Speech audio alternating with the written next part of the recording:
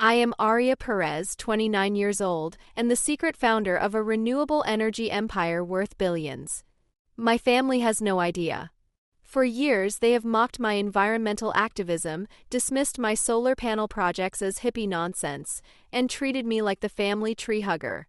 Tonight at our New Year's Eve gathering, my brother Marcus sneered as my father announced I would be sleeping in my car while his new girlfriend's family got the guest rooms. My hands clenched beneath the dinner table as I watched them toast to another year of my perceived failures.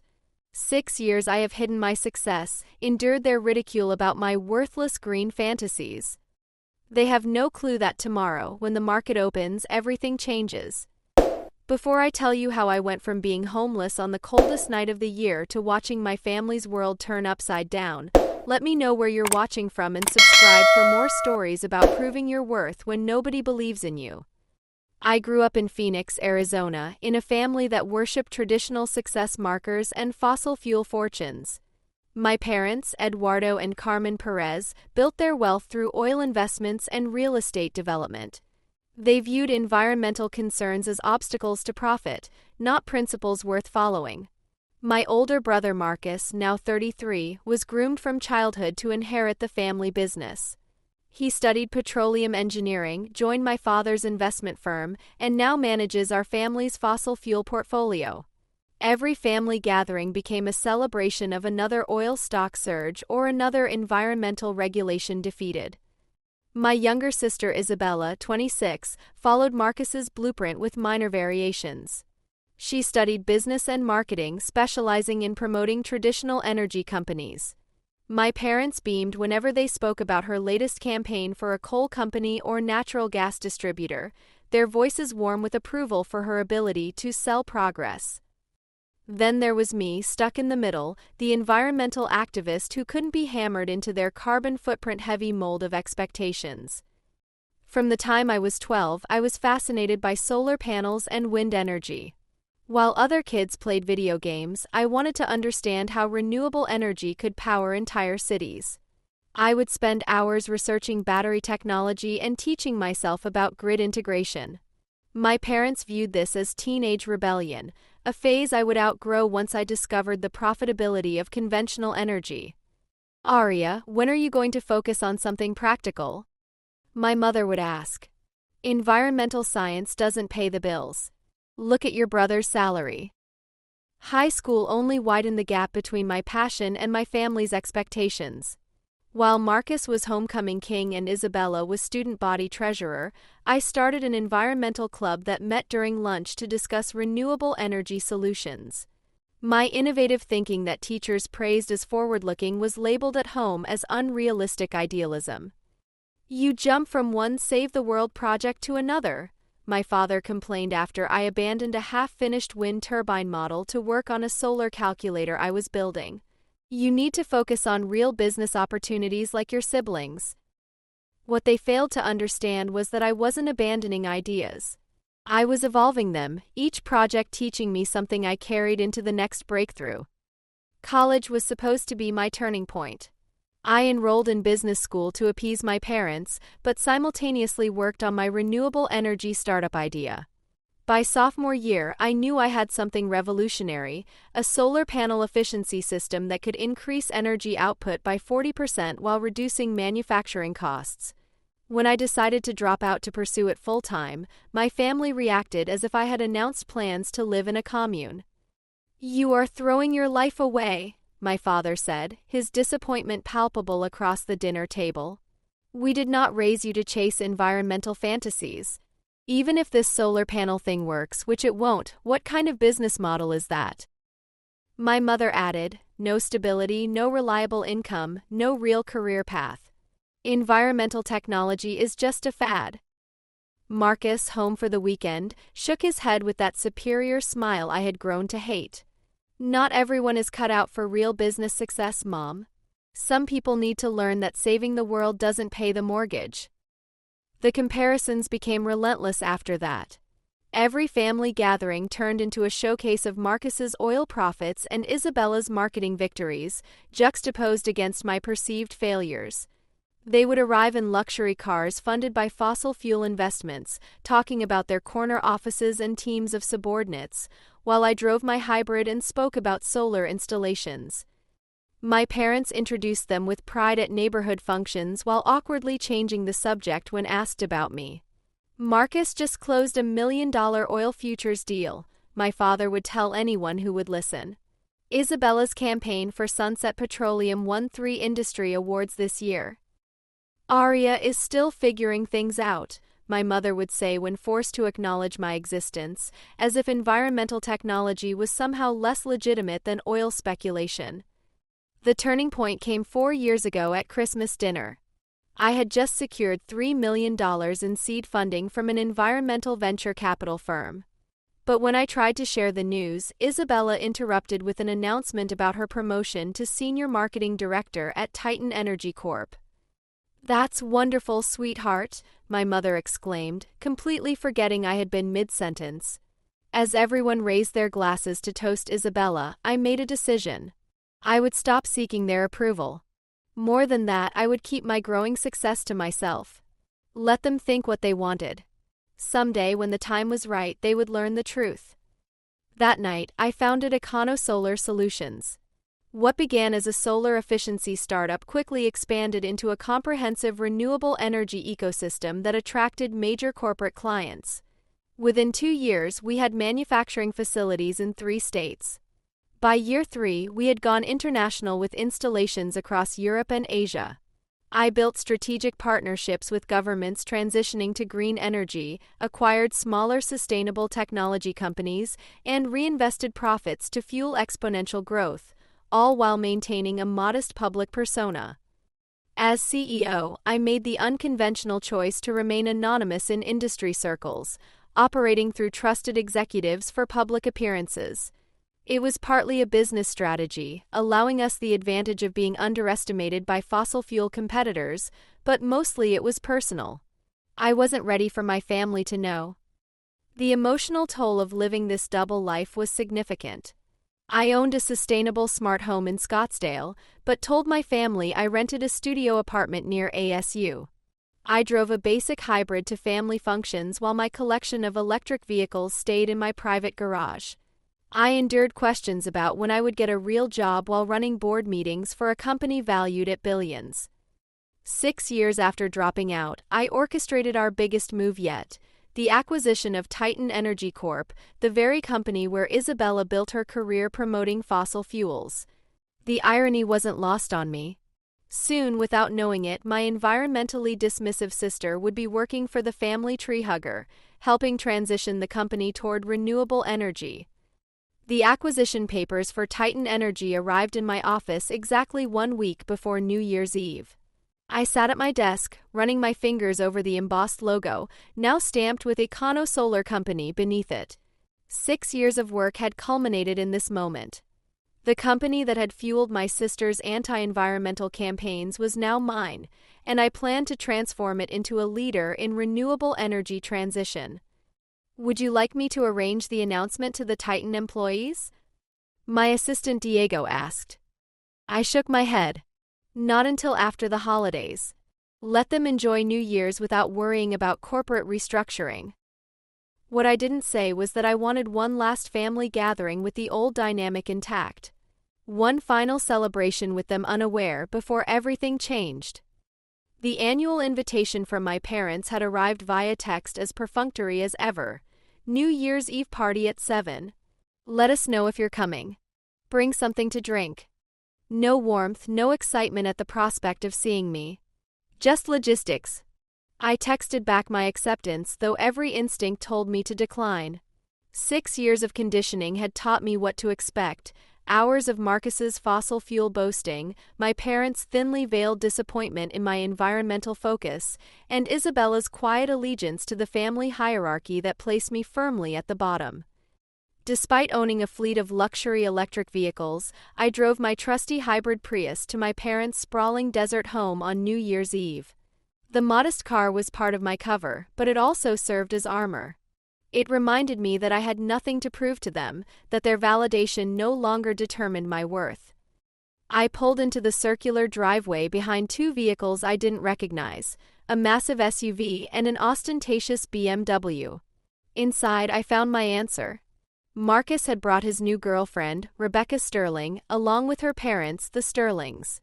Rebecca's father, I learned, was Senior Vice President of Operations at Titan Energy Corp., Isabella's company, and the man who would soon be receiving termination papers when the environmental transition began. "Arya, you remember Rebecca?" Marcus said, though we had only met once before. She wore a designer dress that probably cost more than what they thought I earned in a month. Rebecca stood beside him in expertly tailored attire, diamond jewelry gleaming under the chandelier. "Actually, we've barely had the chance to talk," I said, extending my hand to both Rebecca and her parents. I had deliberately dressed down in jeans and a simple sweater, playing my part to perfection. "Arya, there you are," my mother called from the kitchen doorway. "I could use some help with the appetizers. Marcus and Rebecca's family are getting comfortable in the living room." And there it was, the familiar pattern. Marcus entertained in the living room while I was relegated to kitchen duty. I silently arranged cheese plates and poured wine, listening to the laughter from the other room. "So how's the new expansion project going, Robert?" my father asked Rebecca's father. "Isabella tells us Titan Energy is opening 3 new drilling sites this quarter." "Business is booming, Eduardo," Robert Sterling replied. "Though I hear there's talk of some environmental technology company trying to buy out smaller energy firms. Nothing that threatens established companies like Titan, of course." My ears perked up at this. Technically, they were talking about my acquisition strategy, though they had no idea how close to home it really was. "Have you dealt with any of these green energy upstarts?" my father inquired. "A few here and there," Robert said dismissively. "Most of them are run by idealistic kids who don't understand real business. They think solar panels can replace decades of energy infrastructure overnight." "Those idealistic kids," I whispered to myself, smiling slightly at the carrot I was chopping. "One of them just bought your company."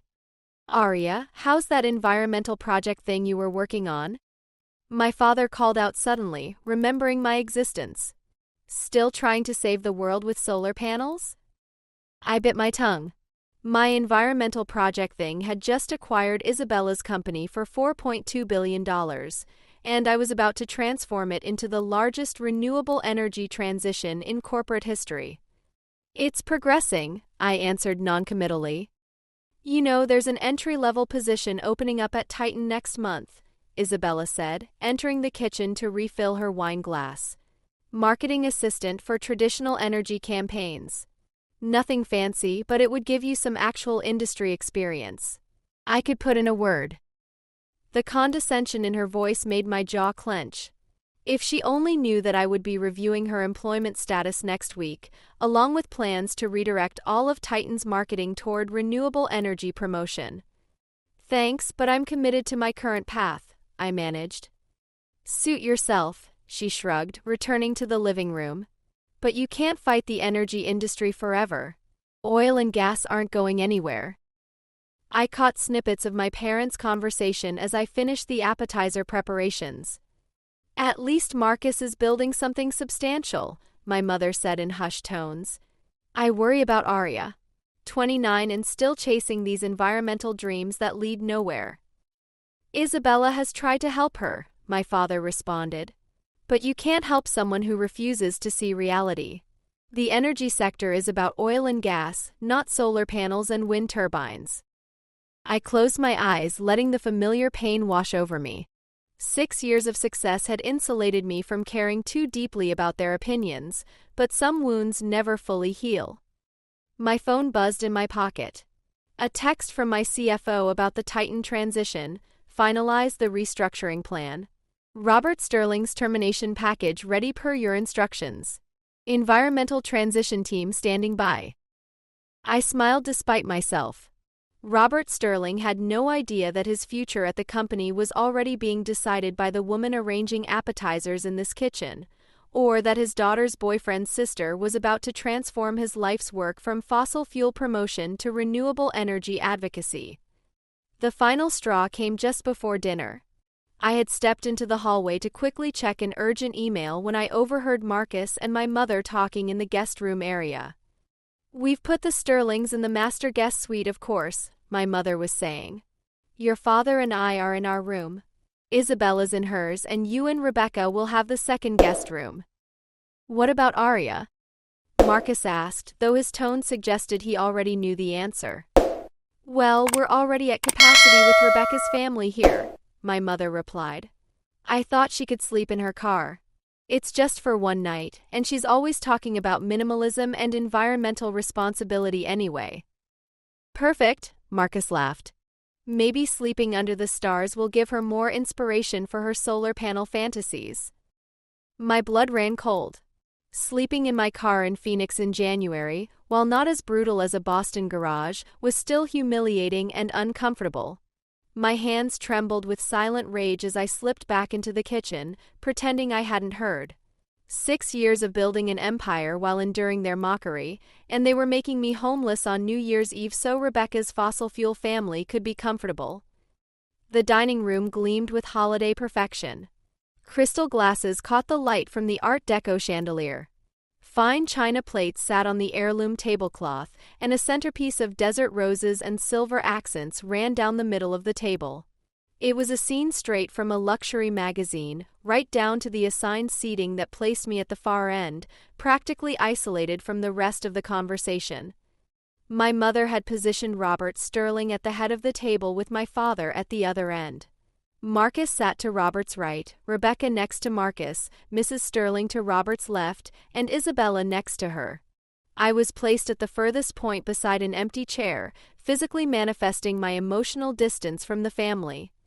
Robert Sterling, to his credit, seemed slightly uncomfortable with the arrangement. Several times during the passing of dishes he made eye contact with me, a curious expression on his face. "So, Aria," he said during a lull in conversation, "Marcus mentioned you work in environmental technology. What exactly do you focus on?" Before I could answer, Isabella let out a laugh that she poorly disguised as clearing her throat.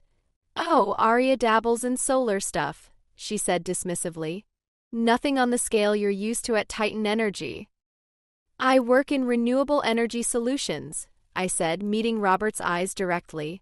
"Solar efficiency and grid integration mainly." A flash of genuine interest crossed his face. "Really? That's actually becoming more relevant in our industry. We've been getting pressure from investors to explore alternative energy options. What kind of efficiency improvements are you seeing?" "Robert," Isabella interrupted, placing her hand on his arm, "you don't need to humor Aria's environmental theories. Tell them about the new drilling contracts instead."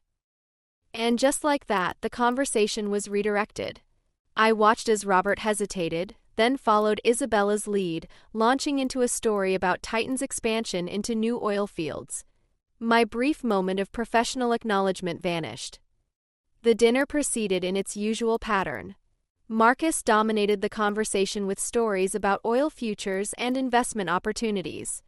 My parents hung on his every word, offering approving nods and proud smiles.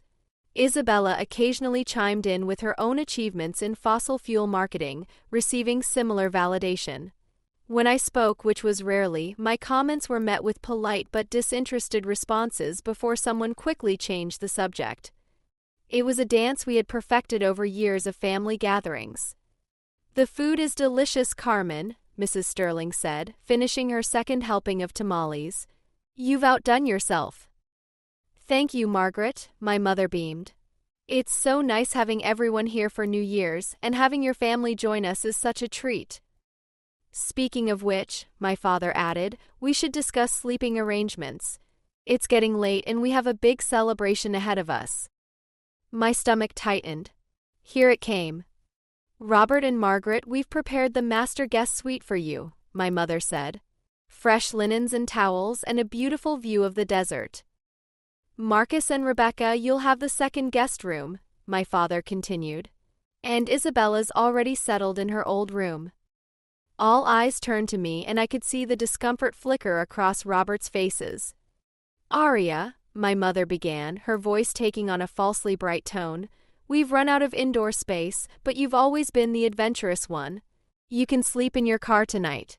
I know it's not ideal, but it's just for one night." Marcus smirked behind his wine glass, and Isabella suddenly became very interested in her dessert. "In her car?" Robert looked genuinely shocked. "But it's going to drop to 38 degrees tonight." "Aria doesn't mind," Isabella said quickly. "She's always been the outdoorsy type, haven't you, sis? Probably fits right in with her environmental lifestyle." The condescension in her voice made my blood boil. I knew then that she had orchestrated this, inviting Robert's family specifically to ensure I would be the one displaced. "I'm sure we could figure something else out," Robert suggested, looking uncomfortable. "Maybe someone could take the couch." "It's fine," I said, my voice calmer than I felt. "I have work to do tonight anyway." After dinner, I followed my mother to the driveway to see my accommodation situation. What greeted me was worse than I had imagined. My hybrid Prius, while fuel-efficient, was hardly designed for sleeping. The back seat was cramped, and the temperatures in the desert dropped significantly at night. "It's just for one night," my mother repeated, not quite meeting my eyes. "And you're always on that laptop of yours anyway. You probably won't even notice." I said nothing as she retreated back into the warmth of the house. When the door closed behind her, I sat in the driver's seat and pulled out my phone. The temperature reading showed 42 degrees Fahrenheit, and it was still dropping. I opened my laptop, password protecting the screen as was my habit, and saw an urgent message from my executive team. The final details of the Titan acquisition needed my approval before the market opened on January 2nd. At 9 a.m. on the first business day of the new year, a company-wide email would go out to all Titan employees, including Isabella and Robert Sterling, revealing EconoSolar Solutions as their new parent company. It would also reveal me as the CEO who planned to transform their fossil fuel empire into a renewable energy leader. As I reviewed the documents, a plan began forming in my mind. Why wait until January 2nd? Why not take control of this narrative now on New Year's Eve? My phone buzzed with a text from my assistant. "Ready to send the executive briefing tonight instead of Tuesday morning if you approve. All department heads at Titan will be notified simultaneously." I looked at the time, 9:30 p.m. on New Year's Eve. Robert Sterling and Isabella would both receive the notification as senior staff members. Robert's reaction in particular would be impossible to hide. My finger hovered over the reply button. 6 years of hiding, of enduring their dismissal and disrespect. 6 years of biting my tongue and playing small while they mocked my environmental vision. Was I really going to let them make me homeless on New Year's Eve?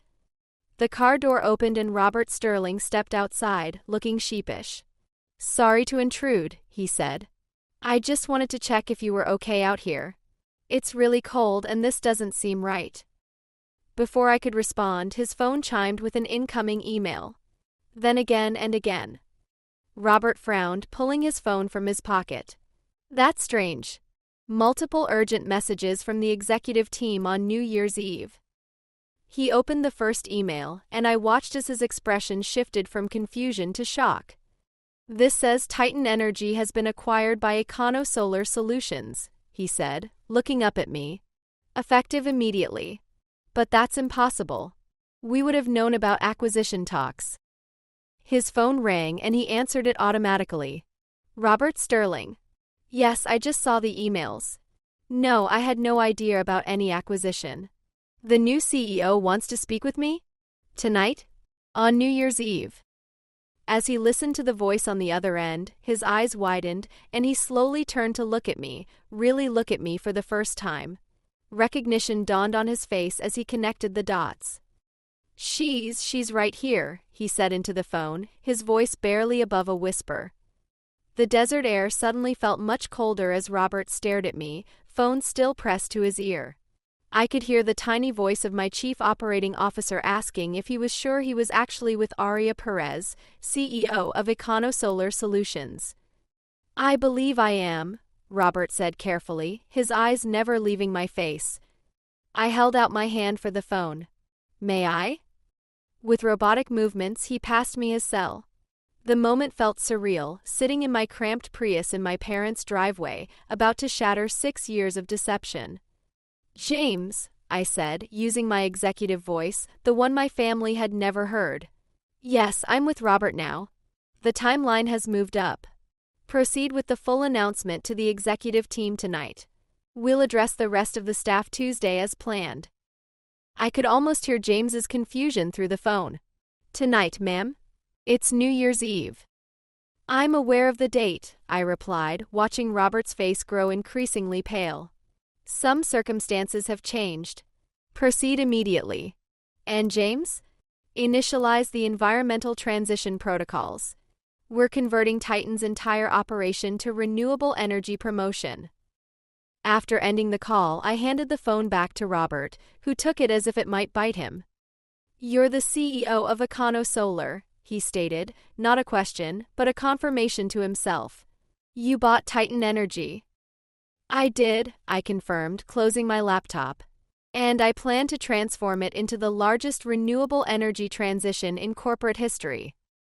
"But you're—" He gestured vaguely at my surroundings, the cramped car, the parking situation, the clear dismissal from the family gathering.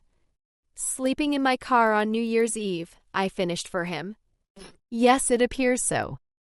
The door to the house opened again and Isabella appeared, her own phone clutched in her hand. Her face was drained of color. "Robert, did you get the emails?" She called out, panic in her voice. "Something's happening with the company. They're saying we've been acquired by some environmental firm, and there's going to be a complete operational restructuring." Her voice trailed off as she saw the expression on Robert's face, then followed his gaze to me. "What's going on?" she demanded.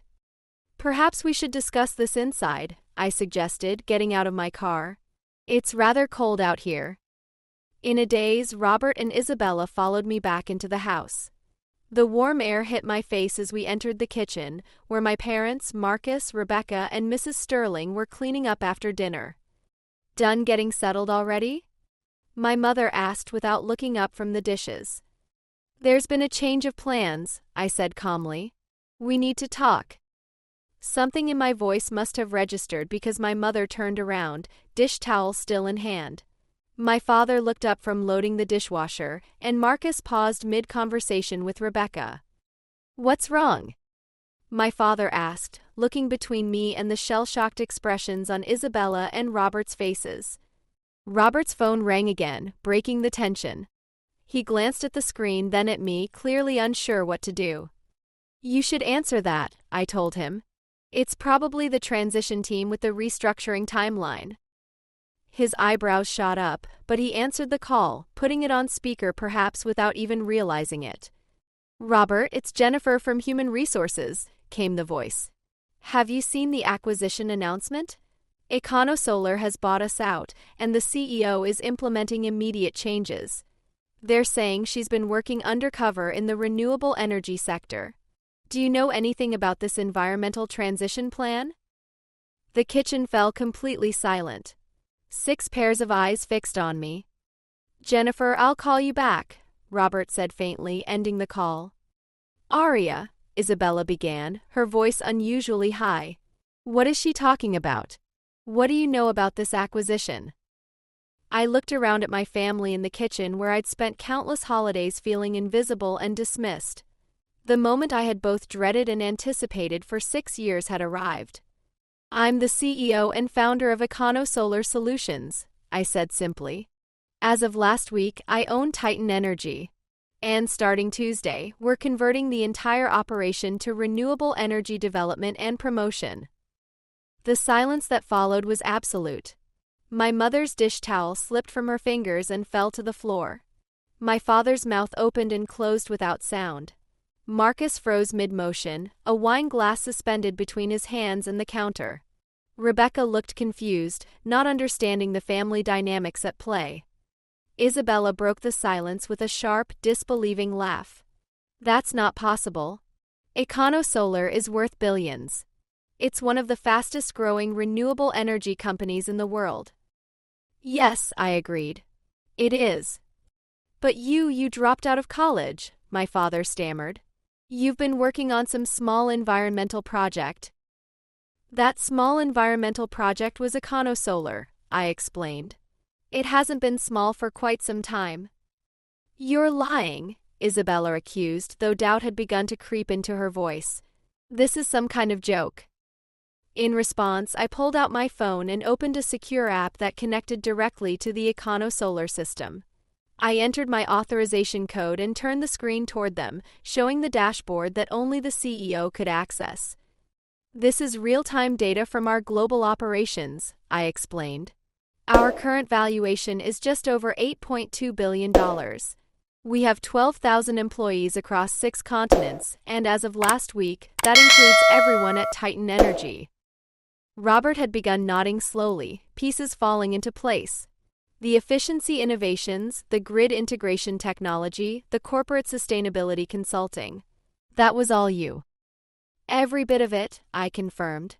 And starting Tuesday, Titan Energy becomes the largest fossil fuel to renewable energy conversion in corporate history. But why didn't you tell us? My mother asked, finding her voice at last. All this time we thought. You thought I was a failure, I finished for her. You made that abundantly clear at every holiday, every family gathering, every phone call. You dismissed my environmental work as hippie nonsense and naive idealism. We were concerned, my father protested weakly. We wanted financial security for you. No, I corrected him, years of pent-up emotion finally breaking through. You wanted me to abandon my environmental principles and join your fossil fuel empire. When I chose differently, you decided I was lost. You never once asked about my innovations or showed any real interest in renewable energy development. That's not fair, Marcus interjected. We tried to help you see reality. The energy sector is built on oil and gas, not solar panels. I offered you jobs, connections in traditional energy, Isabella added. You offered me entry-level positions in fossil fuel promotion and spoke to me with condescension, I countered. You brought Robert's family to New Year's Eve and had me banished to sleep in my car so you could impress them with your industry connections. Robert winced at this, looking deeply uncomfortable. I didn't know you'd be sleeping outside, he said quietly. I would never have agreed to stay if I'd known. And frankly, if I'd known who you were. My mother stepped forward, her expression shifting to something I rarely saw directed at me, respect and perhaps a touch of fear. Arya, sweetheart, if we had known about your company, of course we would have supported you. We've always wanted what's best. Please don't, I interrupted, raising a hand. Don't pretend that you would have treated me differently if you'd known I was wealthy. That only makes it worse. What I wanted wasn't your approval of my bank account. I wanted you to believe in renewable energy, in environmental protection in me. The kitchen fell silent again.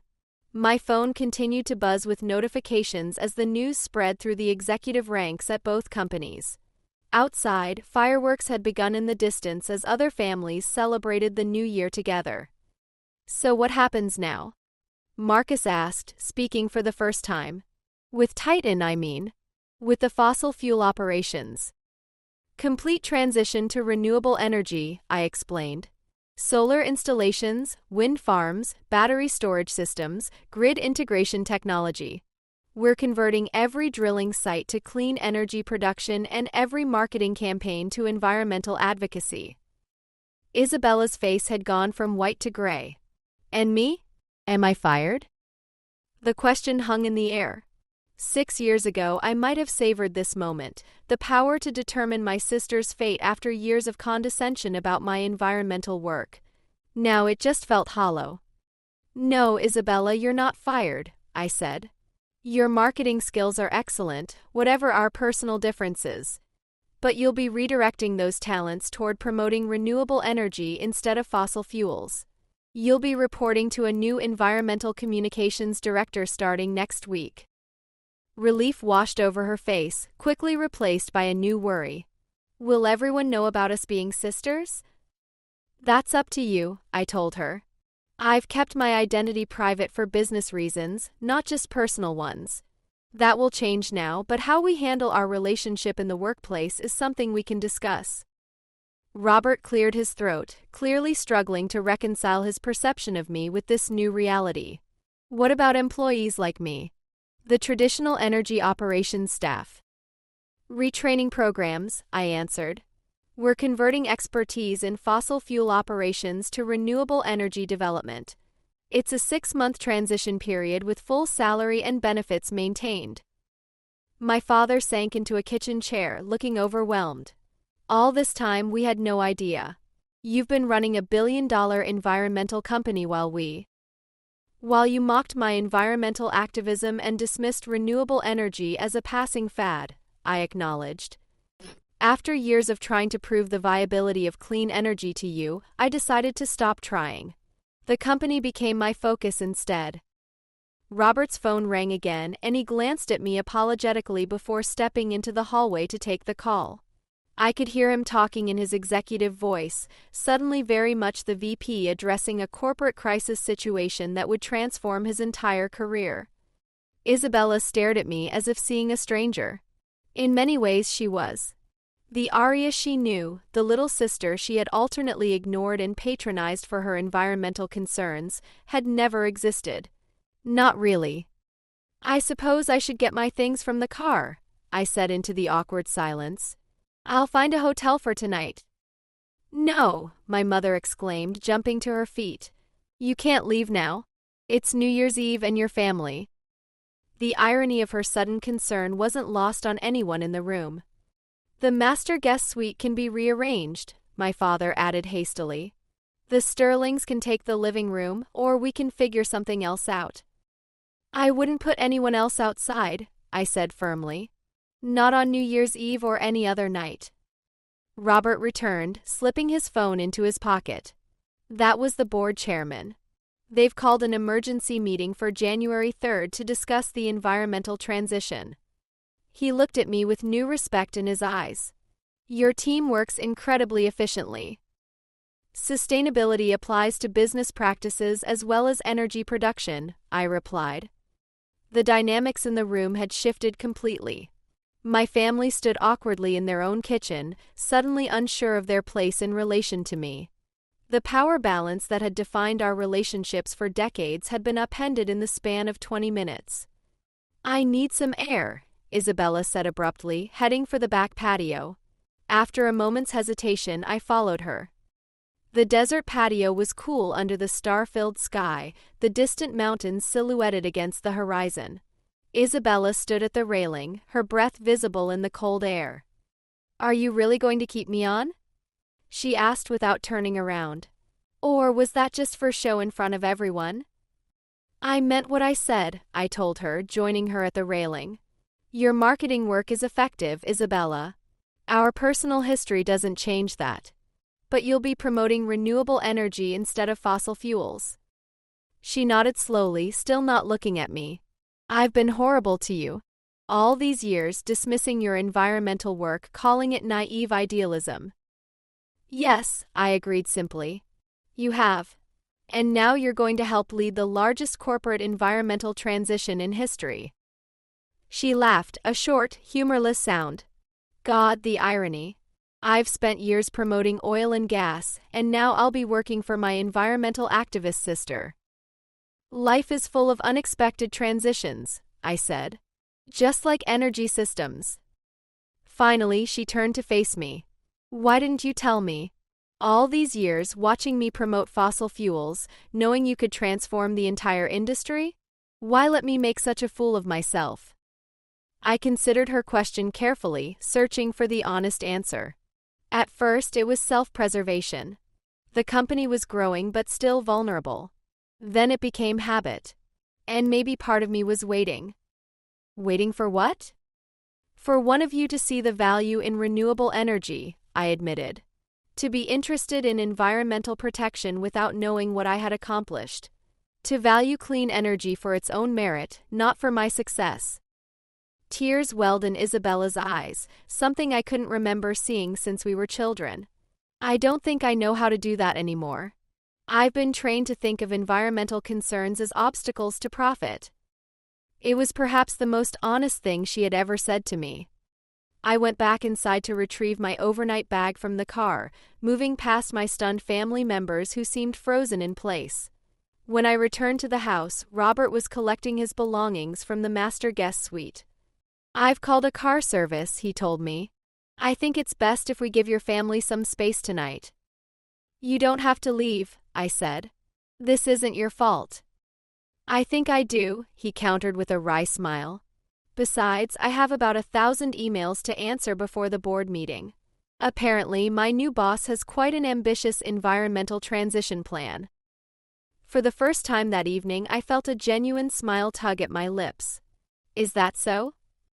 "Her reputation in renewable energy innovation precedes her," he confirmed, then added more seriously. "For what it's worth, you've built something remarkable. The solar efficiency technology you developed could revolutionize the entire energy sector. I'm actually looking forward to learning about clean energy development instead of oil extraction." With that unexpected vote of confidence, Robert and his family departed, leaving me alone with my family for the first time since the revelation's aftermath. The living room had never felt so silent. We sat in our usual places, yet everything had changed. My parents occupied their matching leather recliners, Ethan perched on the arm of the sofa, Isabella curled into the corner of the love seat, and I sat on the ottoman, all of us separated by more than just physical space. So, my father finally broke the silence. "A renewable energy empire." It wasn't quite a question, but I nodded anyway. "Yes." "And you've been running this company all this time while we thought." My mother trailed off, unable to complete the thought. "While you thought I was wasting my time with environmental nonsense," I finished for her. "Yes." Isabella stared at her hands. "Why keep it secret for so long? Why not just tell us?" The question seemed simple, but the answer was complicated, layered with years of hurt and disappointment. "At first, it was because I needed to prove it to myself," I explained. "I didn't want to announce big plans only to fail. Then, as the company grew, I realized something. You had never shown interest in renewable energy before. Why would money change that? What I wanted wasn't your approval of my wealth. I wanted you to believe in clean energy, in environmental protection, in the importance of the work itself." "We always believed in you," my mother protested weakly. "No," I said firmly, but without anger. "You believed in a version of me that never existed. The daughter who would abandon environmental concerns and join the fossil fuel industry. When I chose differently, your belief vanished." My father shifted uncomfortably. "We were concerned about your financial future. That's what parents do." "There's a difference between concern and dismissal," I pointed out. "You never once asked me to explain my solar technology or my business model. You just assumed I was playing at being an environmental activist." Marcus cleared his throat. "I remember when you tried to tell us about your first round of funding. Dad interrupted you to ask about oil futures prices." My mother flushed. "I don't remember that." "I do," Isabella said quietly. "I remember thinking it was fine because whatever Aria was doing with solar panels couldn't be as important as traditional energy investments." The admission hung in the air between us. In all our years of rivalry, Isabella had never acknowledged her role in diminishing my environmental work. "What does Econosolar actually do?" Marcus asked, genuine curiosity in his voice for the first time. "Besides owning Titan now." For the first time that evening, I felt a spark of hope. Here was a real question about my work, not my wealth. "We started with advanced solar panel efficiency," I explained. "The photovoltaic systems I developed became the industry standard within 3 years. From there, we expanded into wind energy, battery storage, smart grid integration, and eventually comprehensive renewable energy consulting for governments and corporations." Marcus nodded, processing this information. "That's why Titan was a strategic acquisition. Their infrastructure can be converted to clean energy distribution." "Exactly," I confirmed, impressed by his quick understanding. "Instead of extracting fossil fuels, we'll be generating renewable energy." "And you did all this without a traditional energy background?" My father said, his tone unreadable. The skills I needed I taught myself, I said. The rest, I hired people who knew more than me about specific technologies. That's what good CEOs do. My mother stood suddenly, disappearing into the home office. When she returned, she carried a magazine that had been buried under a stack of investment newsletters. The cover featured a silhouette with the headline, "EconoSolar's Mysterious Founder, Renewable Energy's Most Influential Invisible Leader." "This came with Eduardo's Energy Industry Journal last month," she said, her voice tight. "I never connected it to you. I never even read the article because I thought renewable energy was just a trend." The irony wasn't lost on me. Evidence of my success had literally been sitting on their coffee table, unread and unnoticed because they dismissed environmental technology as unimportant. "Does this mean you're rich?" my father asked awkwardly. "Yes," I answered simply. "Very." Isabella made a sound between a laugh and a sob. "All those times I offered to help you network in traditional energy, to get you a real job in oil and gas. God, you must have been laughing at me." "I wasn't laughing," I assured her. "It was painful, actually, to be seen as someone who needed saving from environmental work when I was building something I was proud of." "Are you going to fire me?" she asked suddenly, voicing the fear that had clearly been consuming her since the revelation. "I already told you no," I reminded her. "Your position is secure, though you'll be promoting renewable energy instead of fossil fuels." She nodded, relief washing over her face. "I don't deserve that kindness from you." "It's not kindness," I corrected her. "It's business. You're effective at what you do, whatever our personal history. And the world needs effective communicators for environmental technology." My father leaned forward, resting his elbows on his knees. "I don't know what to say, Arya. We've been wrong about you. Completely wrong about renewable energy, too." It was perhaps the closest thing to an apology I had ever heard from him. "I kept the truth from you," I acknowledged. "That's on me. But you made me feel like I had to hide my environmental work instead of share it." "We made you feel like your passion for clean energy was worthless," my mother said softly. "We prioritized fossil fuel profits over environmental protection." An uncomfortable silence fell over the room again. Years of familial patterns don't dissolve in a single evening, no matter how revelatory. "Where do we go from here?" Marcus finally asked, the practical one as always. It was the question hanging over all of us. How do you rebuild relationships based on fundamental misconceptions about environmental priorities? How do you move forward when the past has been rewritten so completely? "I don't know," I admitted. "This isn't how I planned to tell you. I'm still processing it myself." "Will you stay tonight?" my mother asked, an edge of desperation in her voice. "Not in the car, obviously. The master suite is yours."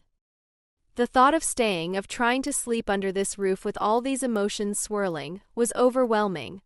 But the alternative, driving away on New Year's Eve, felt equally wrong. "I'll stay," I decided. "But I have calls to make first. The announcement has gone out to the executive team, and there will be questions about the environmental transition." My father nodded, a new respect in his eyes. "Of course. You have a company to run. A very important company, apparently." The simple acknowledgement of my responsibilities, something I had never received from him before regarding my environmental work, felt strangely validating. As I stood to retrieve my laptop from the car, Isabella rose as well.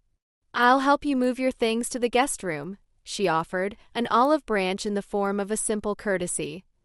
Together, we walked to my car in silence. The night air was crisp and clear, filled with the distant sounds of New Year celebrations from neighboring houses. "I'm sorry about making you sleep out here," Isabella said, gesturing to my Prius. "It was cruel to dismiss your environmental work like that." "Yes, it was," I said simply. Whether I was a struggling activist or a billionaire CEO, it was unkind to mock my commitment to renewable energy. She nodded, accepting the truth of this. "I've spent so many years seeing environmental concerns as competition to traditional energy instead of the future of energy." "Maybe that's where we start," I suggested, gathering my overnight bag. By not competing over energy sources, but by working together toward clean energy solutions. As we re-entered the house, Robert texted me, "Car service arrived. Heading downtown. Board fully briefed on transition plan. Complete support for your environmental leadership. Happy New Year, boss." The message brought a smile to my face. At least professionally, the renewable energy transition was proceeding smoothly. My mother had prepared the master guest suite with fresh towels and had turned down the bed, a peace offering in household chores. My father had adjusted the smart home system to my preferences, as if apologizing for the technological dismissal he had shown my innovations earlier. That night, lying in the comfortable guest bed instead of my cramped car, I reflected on the day's unexpected turn. 6 years of hiding my environmental empire ended in a moment. 6 years of separation from my family, bridged by a revelation I hadn't planned. Tomorrow would bring new challenges. The formal announcement to all Titan employees, the press releases that would make public my role as CEO, the inevitable questions about why I had remained anonymous for so long. But tonight, in this quiet moment, I allowed myself to feel something unexpected: relief. The weight of deception had been lifted. Whatever came next, I would face it as my whole self, no longer compartmentalizing my life into the successful environmental CEO and the disappointing family activist. Across the hall, I could hear Isabella on the phone, presumably with colleagues at Titan, her voice hushed but urgent as she processed the renewable energy transition. Down the hall, my parents' low voices filtered through their door, no doubt discussing the stranger their middle child had turned out to be. We were still a fractured family, but for the first time in years we were seeing each other clearly. It wasn't forgiveness, not yet. It wasn't even understanding. But it was a beginning. New Year's Day dawned with awkward uncertainty hanging in the air like the scent of brewing coffee.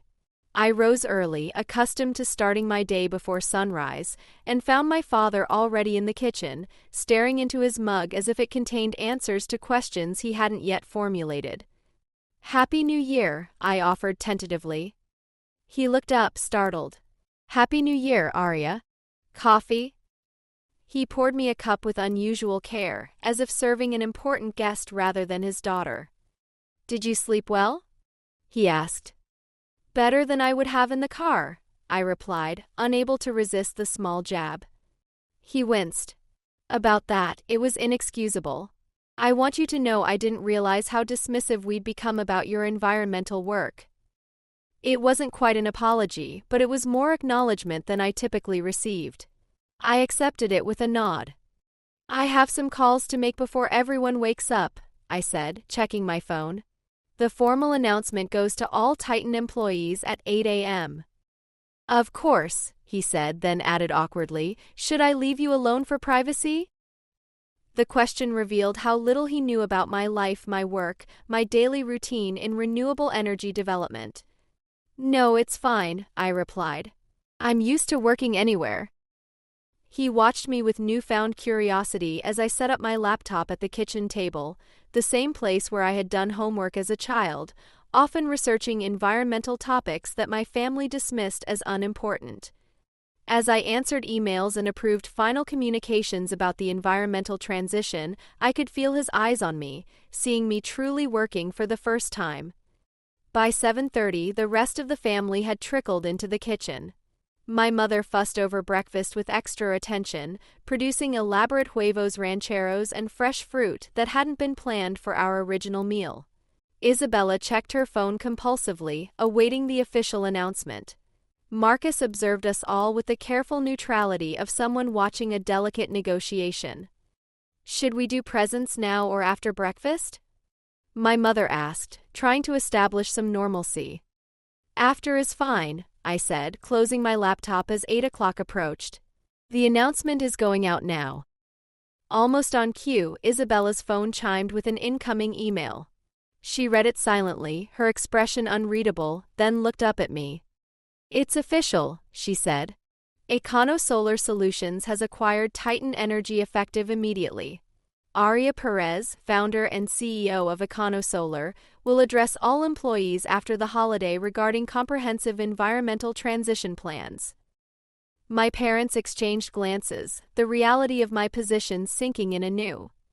Perez, my father repeated. You kept our family name. Of course, I said. Whatever our differences about energy policy, I'm still a Perez. Something flickered across his face, something that might have been pride. Breakfast passed with stilted conversation, everyone carefully avoiding landmines of past hurts while trying to navigate our new reality. When we finally gathered around the Christmas tree that had been left up for New Year's, the contrast to previous years was stark. The presents under the tree told their own story. There were the usual carefully chosen gifts for Marcus and Isabella, and the perfunctory items for me, selected without much thought or knowledge of my environmental interests. A generic eco-friendly candle, a mass-market book about climate change, a basic water bottle with a recycling symbol. What no one had anticipated was the elegant stack of packages I had brought with me, initially planning to leave them behind when I departed for a hotel. You brought presents? My mother asked, surprise evident in her voice. Of course, I replied. It's New Year's. One by one I distributed them. For my father, a rare first edition of Rachel Carson's Silent Spring, signed by the author, along with a cutting-edge home solar battery system. For my mother, a handcrafted jewelry box made from sustainably sourced wood, containing a necklace featuring lab-grown diamonds that she had once mentioned admiring. For Marcus, a high-end electric vehicle charging station for his garage, along with information about EconoSolar's executive vehicle program. And for Isabella, a leather portfolio embossed with her initials, filled with the latest renewable energy marketing research and a tablet loaded with environmental communication software. Their faces registered shock as they opened these thoughtfully selected items, evidence that despite their inattention to my environmental work, I had been paying attention to theirs. How did you know about the necklace? My mother asked, fingering the delicate pendant. I only mentioned lab-grown diamonds once years ago. I listen, I said simply. I always have. My father cleared his throat, visibly moved by his gift. This Carson first edition, this must have been nearly impossible to find. Not impossible, I corrected him. Just required some persistence and the right environmental collector connections. Isabella traced her fingers over the embossed leather. You remembered that I mentioned wanting to learn more about green marketing techniques. You said you were curious about how environmental companies communicate their message so effectively, I reminded her. How renewable energy marketing could be more persuasive than fossil fuel advertising. They exchanged uncomfortable glances, the contrast between their hastily purchased gifts and my carefully chosen ones highlighting the imbalance in our relationships. We have something else for you, my mother said suddenly, disappearing into her bedroom. She returned with a small, hastily wrapped package. We got this morning. Your father went to the 24-hour pharmacy while you were on your calls. Inside was a silver frame containing a printout of the magazine article about EconoSolar, the one they had ignored until now. We thought maybe you could sign it, my father said awkwardly, since you're the mysterious environmental CEO they wrote about. It was a clumsy gesture, but the first acknowledgement of my professional identity in renewable energy they had ever offered. I accepted it with a small smile. Thank you. As the morning progressed, something shifted in our interactions. My parents began asking questions about EconoSolar, tentative at first, then with growing interest as I explained the company's evolution. Marcus contributed thoughtful questions about business strategy. Even Isabella, after receiving reassurance about her position, began engaging with genuine curiosity about environmental marketing. So all those times you were on your laptop during holidays, you were actually running a billion-dollar renewable energy company? Marcus asked, incredulous. Pretty much, I confirmed.